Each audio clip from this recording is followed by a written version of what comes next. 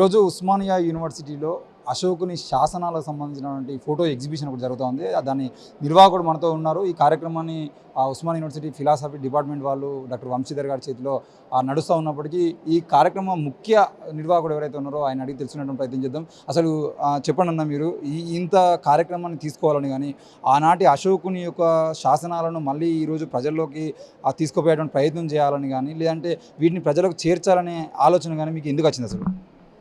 ముందుగా ఈ ఆలోచన చేసినటువంటి డాక్టర్ హేమంత్ త్రిపుడే కమిషనర్ ఈపీఎఫ్ఓ గారు ఇప్పుడు ప్రస్తుతం ఢిల్లీలో పనిచేస్తూ ఉన్నారు. ఆయనకు హృదయపూర్వక జైబీం తెలియజేసుకోవాలి. చాలామందికి అంటే తన అడ్మినిస్ట్రేషన్లో ఉన్నప్పుడు ఎంప్లాయీస్కి కావచ్చు, స్టూడెంట్స్ కావచ్చు, భారతదేశ ఒక స్పిరిట్, ఈ దేశం యొక్క స్పిరిట్ అనేది మిస్ అవ్వడం ఆయన గమనించి అశోకుని దగ్గరనే ఒక అతి పురాతనమైనటువంటి ఆర్కియలాజికల్ ఎవిడెన్స్ అడ్మినిస్ట్రేషన్కి సంబంధించి ఉండడాన్ని గమనించి దాన్ని తిరిగి ప్రజల లోపల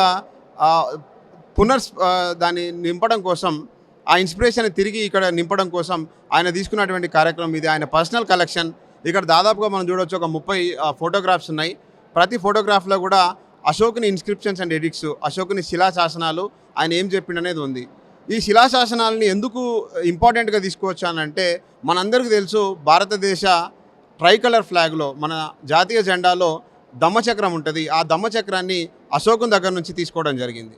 అదేవిధంగా మనం ఈ 3 సింహాల చిహ్నం మనం ఈరోజు కాన్స్టిట్యూషనల్ సింబల్గా ఉన్నది, దాన్ని కూడా అడ్మినిస్ట్రేటివ్ సింబల్గా ఉన్నటువంటి ఈ లయన్ ఎడిక్ట్ని కూడా ద లయన్ క్యాపిటల్ అని అంటాం, దాన్ని కూడా అశోకన్ సారనాథ నుంచి పిల్లర్ నుంచి తీసుకోవడం జరిగింది. ఎందుకని ఇవి తీసుకోబడినాయి అని అంటే, అతి పురాతనమైన భారతీయ కల్చర్కి సంబంధించిన పురాతనమైన ఆర్కియలాజికల్ ఎవిడెన్స్ అడ్మినిస్ట్రేషన్ పరంగా, ఒక పోలీసు వ్యవస్థ పట్ల, ఆర్మీ పట్ల, ఈ దేశ ప్రజల స్థితిగతుల పట్ల, హాస్పిటల్స్ పట్ల, ఈ అడ్మినిస్ట్రేటివ్ వింగ్స్ అన్నీ కూడా ఎట్లా పనిచేస్తున్నాయని చెప్పే అనేక శాసనాలను మనకు అశోకుడు వేయించిండు. కాబట్టి వాటి ఇంపార్టెన్స్ని ఈ దేశ పాలకులు, ఈ దేశ ఫ్రీడమ్ ఫైటర్స్ అందరూ గుర్తించి రాజ్యాంగంలో పొందుపరిచిన, రాజ్యాంగంలోకి అవన్నీ తీసుకున్నారు. అయితే అనతి కాలంలో ప్రజలు దీన్ని మర్చిపోతూ ఉన్నారు, ఆ స్పిరిట్ని కోల్పోతూ ఉన్నారు. సో ఇప్పుడు ఆ స్పిరిట్ని తిరిగి నింపడం కోసం హేమంత్ త్రిపుడే గారు ఈ విషయాన్ని తీసుకున్నారు. ఈ చక్కటి పుస్తకాన్ని కూడా ఆయన లిఖించడం జరిగింది. దీనిలో దాదాపు ఒక 100 పేజీల పుస్తకం ఇది. ఇలా అనేక విషయాలను ఆయన పొందుపరచడం జరిగింది. ఈ విషయాన్ని మనం చూసినట్టయితే, మనం ముఖ్యంగా చంద్రలాంబ టెంపుల్ ఇది గుల్బర్గాలో ఉంది. ఈ విషయం గురించి మనం మాట్లాడుకుంటే, అశోకుని ఎడిక్ట్కి ఈ టెంపుల్కి ఎలాంటి సంబంధం ఉంది అనే విషయం చాలా ఇంట్రెస్టింగ్ విషయం ఇక్కడ మనం చూడవచ్చు. ఏముందని అంటే, ఈ గుడి ఎప్పుడైతే ఒకసారి కూలిపోతుంది, కప్పు కూలిపోయినప్పుడు మరమ్మతులు చేయడం కోసం మెట్ల దగ్గర ఉన్నటువంటి రాళ్ళను కూడా తెరిచి చూస్తే అక్కడ కొన్ని అక్షరాలు లిఖించబడి ఉంటాయి. దమ్మ లిపిలో ఉంటాయి అవి. బ్రహ్మలిపి అని అంటే, లేదా Brahmi script or Dhammi script. So ఈ దమ్మ స్క్రిప్ట్లో ఉన్నటువంటి దాన్ని ఆర్కియలాజికల్ డిపార్ట్మెంట్ తిరిగి చూసినప్పుడు అది అశోకుడు వేయించినటువంటి శిలాశాసనం అని చెప్పి తేలడం జరుగుతుంది. గుడి మెట్ల కింద రాళ్లలో భాగంగా ఉన్నటువంటి దాన్ని తిరిగి మనం దాన్ని అనాలిసిస్ చేసినప్పుడు అక్కడ ఏముందని అంటే, కేవలం ఒక వ్యక్తి తన మతాన్ని మాత్రమే ప్రేమించడం కాదు, ఇతర మతాలను కూడా గౌరవించాలి అని చెప్పి ఆ శాసనంలో రాసింది. ఏదైతే గుడి మెట్ల కింద మనం పెట్టుకున్నామో ఆ శాసనంలో అన్ని మతాలను గౌరవించాలి అనే ఒక గొప్ప విధానం ఉంది. ఆయన ఏమంటాడంటే అశోకుడు ఆ శాసనంలో, ఇతర మతాలను గౌరవించినప్పుడు మాత్రమే నీ మతం పురోగమిస్తుంది అని చెప్తాడు.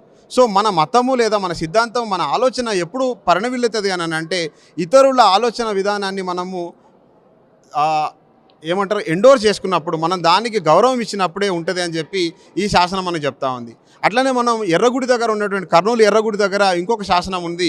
ఆ శాసనంలో యజ్ఞ యాగాలను ప్రజలు మానివేయాలని చెప్పి ఆయన ఒక శాసనాన్ని, ఒక సర్కులర్ని ఆ రోజు వేయడం జరుగుతుంది. సో ఇవన్నీ కూడా మనకు రాళ్ల మీద చెక్కడం వల్ల ఇప్పటికి కూడా దాదాపు 2300 సంవత్సరాల పాటు అవి చెక్కు చెదరకుండా ఉన్నాయి. కాబట్టి ఈరోజు అశోకుడు వేసిన శాసనాలను మనం తీసుకుంటా ఉన్నాం. ఇది అంతేకాదు, డైరెక్టివ్ ప్రిన్సిపల్స్ ఆఫ్ స్టేట్ అని అంటాం. మన భారత రాజ్యాంగంలో మనం 51, 52 ఆర్టికల్స్లో ఏవైతే పొందుపరుచుకున్నామో అవన్నీ కూడా అశోకుని దగ్గర నుంచి తీసుకున్నవే మనకు కనిపిస్తాయి.